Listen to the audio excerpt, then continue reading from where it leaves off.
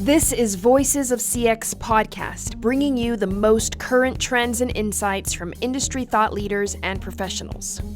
Our goal is to bring your business into the fourth industrial revolution by sharing the experiences of others who, like you, have dedicated their careers to improving the dialogue between companies and customers.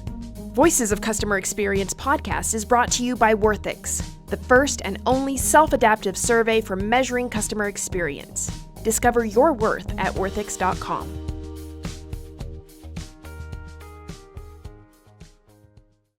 Stacey Sherman is known for her expertise in designing and implementing successful customer-centric programs that differentiate B2B and B2C brands beyond price.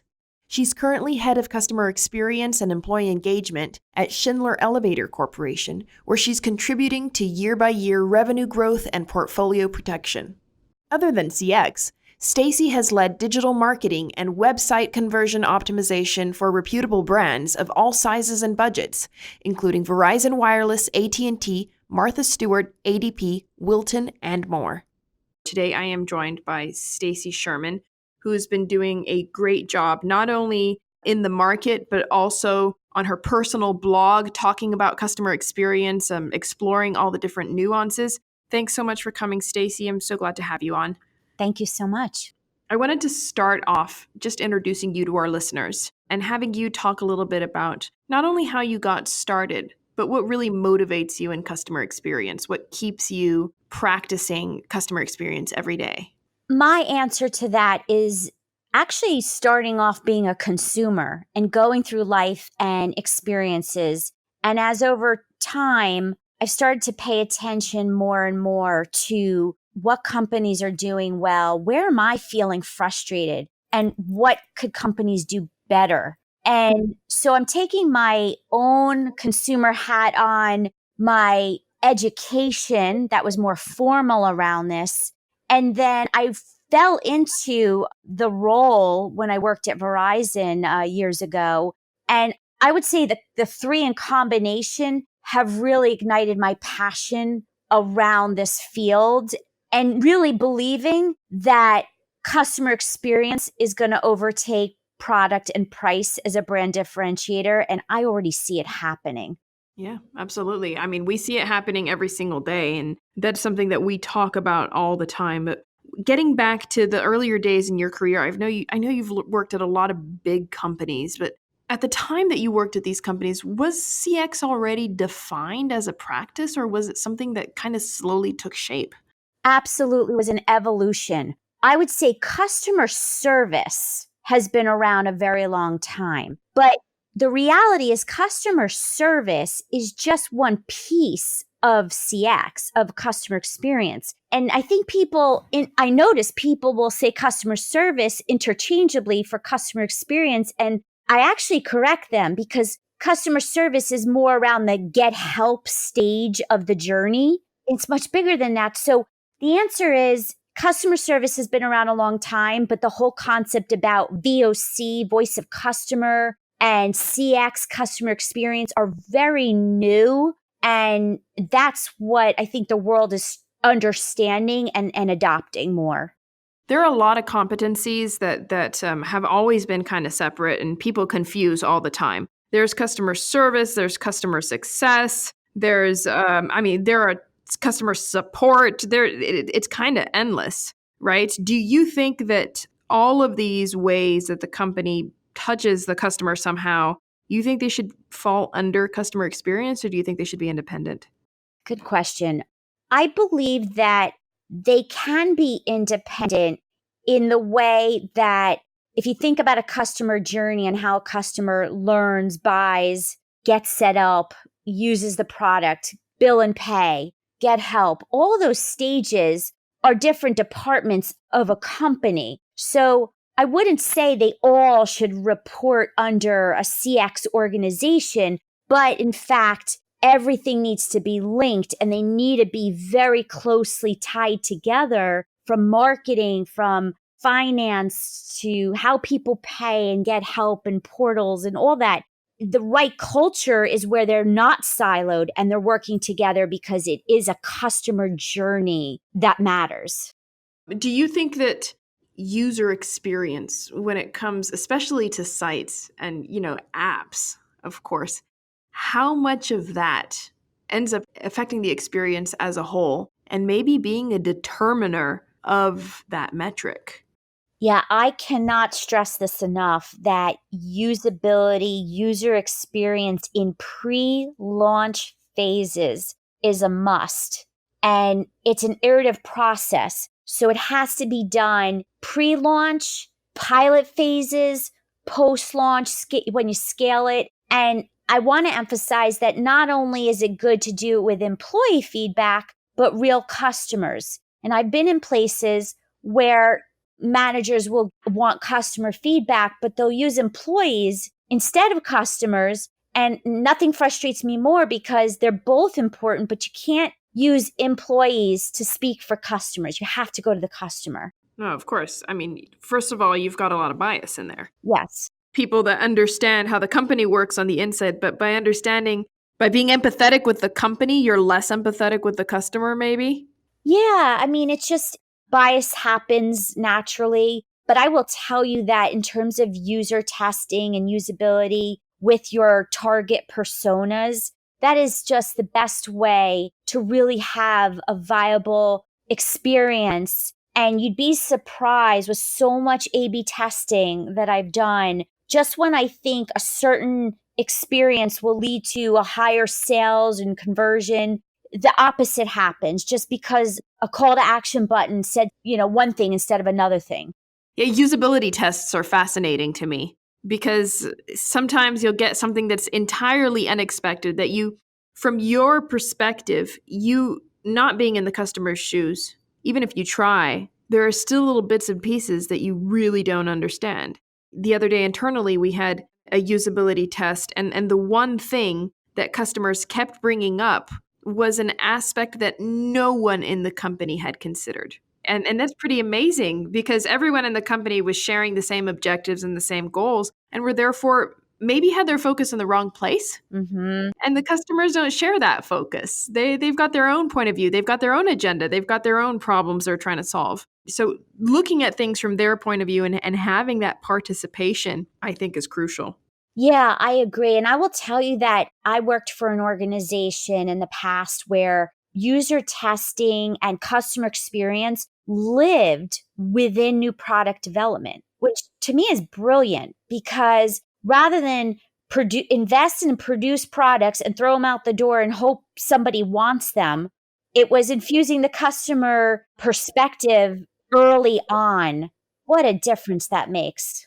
Yeah, absolutely. We have a lot of cases of customers of our company, Worthix, that use our VOC in the development stage. And what ends up happening is that the customer builds the product alongside the brand. So every step of the way, you're reaching out for that feedback and you're building something that's truly customer-centric. You're building a customer-centric product because they're right there collaborating alongside you with feedback every step of the way. Yes, I love it.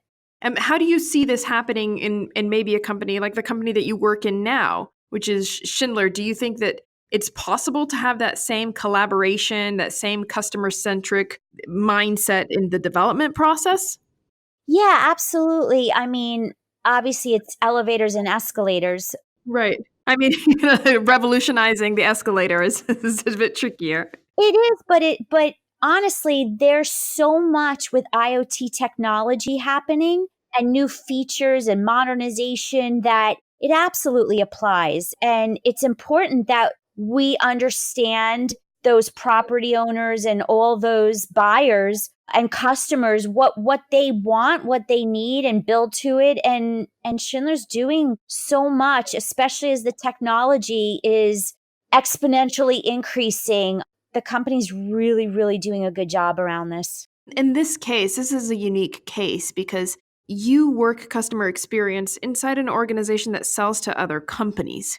So who are you considering your target? Is it the final customer, the person who's going to be using that equipment on a daily basis, or the companies that are purchasing from you and providing that to their visitors, to their users, to the people that visit their venues and locations? Yeah, I would say it's the latter.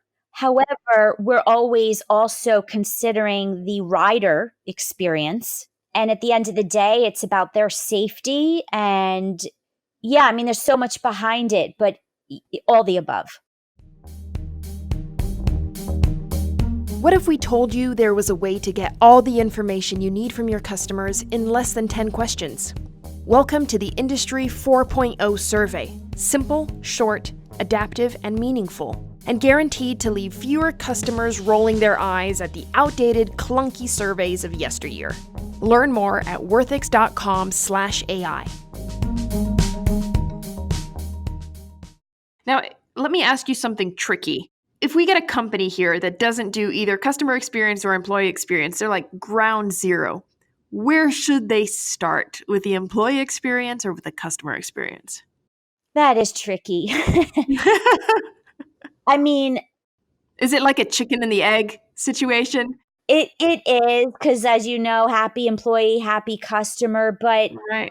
I've been on teams where you do have someone who literally owns voice of employee, and then you have people who own voice of customer, and it rolls up into one team. I do believe that's a very good setup, because then all those linkages happen naturally. But from my perspective, if I had to pick one, I would say the outside in, start with the customer and go from there.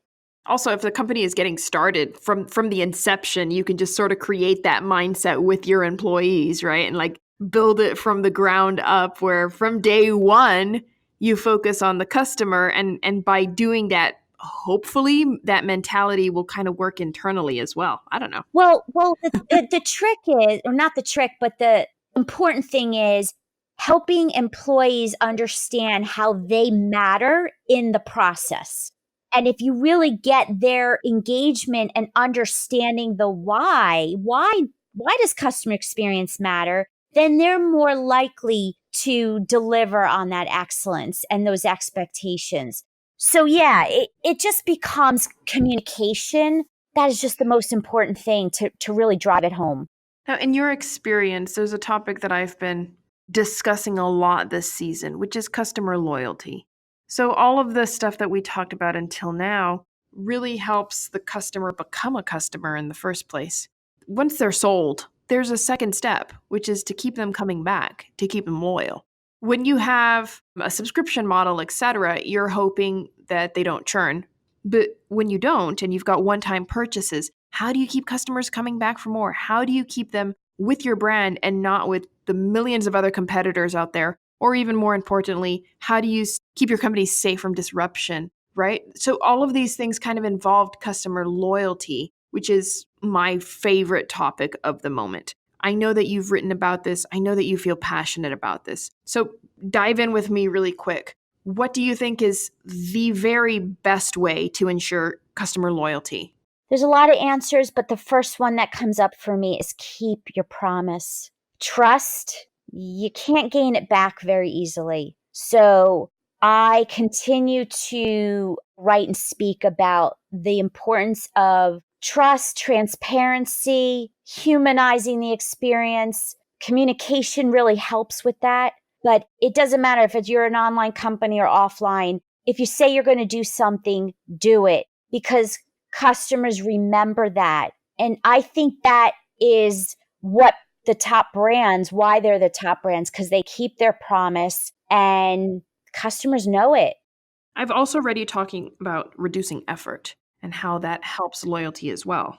Yes, absolutely. When it takes a high level of effort, let's say to get help when you need it, if it is so difficult, I don't care how easy it was to buy the product and get it set up, but you get stuck. And if you can't get help, if any part of the journey is a pain point, it absolutely can affect whether they stay or leave and tell others. I mean, I can't even begin to recall how many times I've abandoned something in a cart in an e-commerce website because the form wasn't working when I'm trying to submit payment. And there's nowhere that you can go to say, hey, I just want to buy this stuff and the form doesn't work. And sometimes it's really simple elements that If we have no way of solving that, or if we don't feel like we've got an immediate channel that can help assist us through that problem, that's it. Yes, I think level of effort is such an important metric that I don't care if you're a product or a service company, level of effort of getting help when you need it, level of effort of, if you think about Apple, how easy it is to just take your phone out of the box and start using it. It's got to be easy. Otherwise, people don't have patience, they don't have time, they have different technical skills, and I think that is a big part of customer satisfaction and continued loyalty. You brought up Apple right now, and it just reminds me, because I've been in the Apple world for so long that I don't even remember what it was like anymore. But I remember my first iPhone, I was really surprised that I didn't have to charge it up before using it. It already came with charge. And it might seem like nowadays it's the most normal thing in the universe, but I remember a time where you had to plug your phone in and leave it plugged in for 12 hours or something like that before the first use. Yeah.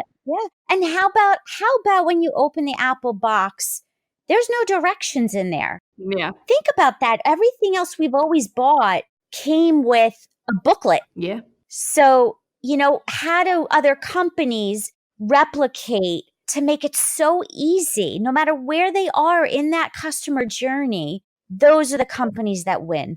But, how do you get there? I mean, when you have a product, it seems like I'm not going to say easier, because I have no idea how much time and effort goes into designing these products, but it's different than when you have a service, right? When you have a service, it's the customer service that can't really fail, right? True. However, there's things that we can do. As an example, when you buy a product or service, I should say, what's that customer onboarding experience like? Do you know who you go to for help? Do you have the training if you need it? It is a different tactic than a product, but absolutely making it easy to get started and set up and know who to call for help. All of that, it's the same principles. And where do you think that surprise and delight comes in? Where you're working on reducing effort and you're trying to make that effortless experience, right? Yes. For me, it's all around wow moments. And I talk about this a lot because people have a perception that it has to be something big or some big technology. And no, I know this sounds mundane, but Uber picked me up recently. The guy got out of his car. He greeted me. He helped me with my heavy luggage and put it into the trunk. And then we got in the car and had a nice conversation. The next time I took a Uber, the person did not do any of that. Didn't help me and get out of his car. And I lifted the luggage myself. And you take it for granted, but that was a wow moment that created a delightful experience for me before we even started the trip. Still struggling to defend obsolete consumer metrics in front of your executive board? We have a solution. At Worthix, our self-adaptive AI-driven surveys cut straight to the core of what makes or breaks your business. While other metrics are a grayscale photo of your customers, Worthix is X-ray vision. See exactly what makes your customers tick and drives your bottom line at worthix.com. We've got a local restaurant here close by that I go to with my family all the time, and there's the manager of that restaurant is a great guy, Leo. And he is wonderful, and he really goes above and beyond to make sure that everyone is happy with their restaurant experience, right? Mm-hmm. And one day I went in with the family, and he brought us a free dessert. And it was great. We were like, wow, Leo, that's so wonderful. Thank you so much. And it really felt special. And then the next time we went, we also got a free dessert. And then we're like, oh, you don't have to do this all the time, but thanks. Third time, we didn't want the dessert, and the dessert came anyway. So now this guy is stuck sending us desserts every time we go back to the restaurant. So for us, we're like, oh no, we've created a problem. We've created a monster here, because Leo, he's worried that now he has to give us a dessert every time. We're worried that we're going to go and we're going to get that dessert even if we don't want it. And it's created this weird surprise and delight limbo where we don't want the delight, but now what do you I do? have to eat it because he went out of his way. I know, and you have to be polite and grateful, but we just want to tell him stop sending the dessert, please, Yes. So we were sitting down thinking, okay, Leo's great, and it's so great that he had the power to do this for us, But did this one thing of him sending dessert, did that increase our loyalty? Does it make us come back here, or would we come back regardless because we've got a consistently good experience here? And it got me thinking, what is it that truly generates my loyalty to that restaurant? And ultimately, the conclusion was, even though Leo trying so hard, it made us feel very nice towards Leo, it didn't really change our relationship of loyalty with that restaurant. What did was the quality of the dishes and that consistency of delivering a good experience. Yeah, I was going to say the fundamentals have to be there, right? A good product, a good food, Mm-hmm. all of that, the environment, the atmosphere, absolutely. That dessert is not going to be itself the reason you continue to go, but it certainly is a reason that you'll tell others about it, as you're telling me. And that's what happens when a good experience comes. So new customers come because of the story. You feel good. It's all about feelings and emotions, and those do make a difference. I want to add one more thing because I had a restaurant experience and there was a great lesson from it. The waiter spilled something on my jacket. And what I loved was not only because he did something to rectify it and dry cleaning, reimbursement, that obviously was certainly nice. But what I really liked in observing it is that the employee, in that case, the waiter, while he did go to his manager to confirm some things he could do, but he really felt ownership and empowered, is what I mean, Mm-hmm. to make a difference. And I don't know that companies do enough of that. Part of that is culture and allowing employees to create wow moments because they want to. Yeah, because what ends up happening is that sometimes when a company does something to delight their customers, they create an expectation. And when that expectation isn't fulfilled, if the company can't fulfill that expectation, then it becomes disappointment, which generates a bad experience, right? Yeah, it backfires. Right. So I think about that. I remember reading on your blog, Doing CX Right, about granola, that you order some really nice granola and it really touched you that there was a handwritten note in there. And I have a similar experience with Chewy, the dog food delivery. Every once in a while, I'll get these super random postcards in the mail asking me about my dog Poppy and how she's doing and, wishing her well, etc.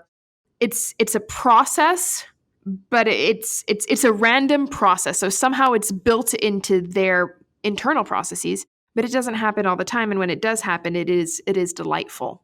Well, you're bringing up a very important point, which is I noticed that delight comes also from personalization. So that handwritten note that said to Stacy, and to you naming, your dog, that's personalization. And I think that companies are still figuring out how to excel at that for so many years. Yeah, I was going to say, I mean, it's been a while since email campaigns started adding variables, right? Yeah, yeah. I mean, if you think about like when I was at telecommunications company, we'd make sure that if you're an iPhone user and we know who you are, we're not showing you Android products. Right. So knowing who the customer is, I think that feeds into the delight. And I think customers are starting to expect it with big data and all that's happening there. There are also a lot more, like you said, a lot more elaborate ways to create personalization. But again, like once the customer feels like they've been personalized in a sense, doesn't it lose the magic? And isn't that why that handwritten card is still authentic? Because it couldn't have been a system? Absolutely. It was not a card that came in the fulfillment box that was like auto-generated or a standardized letter. Like I really felt somebody, some manager, leader, someone cared to take a few minutes to appreciate me. And yeah, very powerful. And how do you do that on digital where you don't have that kind of interaction? Yeah, it is harder, but is an example. If I buy on an e-commerce site and let's say I take advantage of pickup in store, then the person that is giving me my product needs to know who I am, and they can personalize the experience when I walk in the door. So there are ways to humanize it. It just takes creativity and leveraging data. That's what it's about. Great. Well, to wrap up, tell me about the project that you have on your blog and on your site, Doing CX Right. Yeah, so I started that a couple years ago just because I saw a lot of people didn't really understand what is customer experience, why does it matter, what's the hype.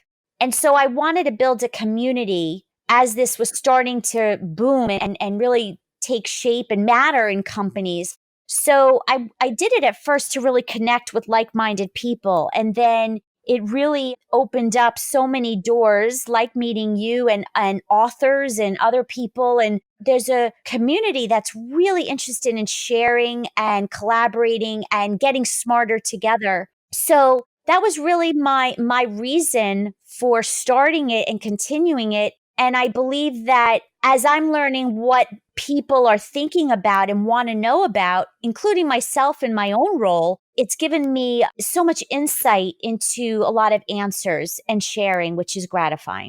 That's wonderful. So, what is your main objective with this? Is it to help others who are getting involved in this? Is it mentorship? Is it just exchanging of, expertise? What's your main goal? Honestly, it's evolving. I'm still figuring it out. What's happening is it's a platform that's bringing me in different directions. So I don't know the destination, but I'm really having fun with the journey. That's awesome. So if our listeners want to find it, it's doingcxright.com, right? Yes, thank you. And all over social media? Exactly.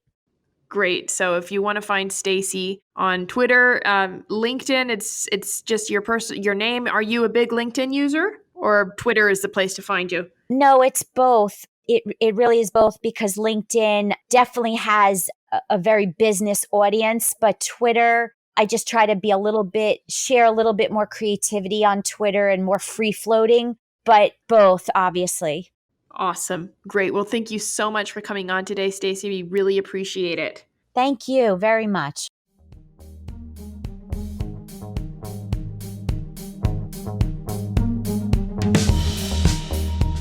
Thank you for joining us on one more episode of Voices of CX podcast. This podcast is hosted and produced by Mary Drumond, edited and co-produced by Steve Barry. This podcast was brought to you by Worthix. Discover your worth at worthix.com.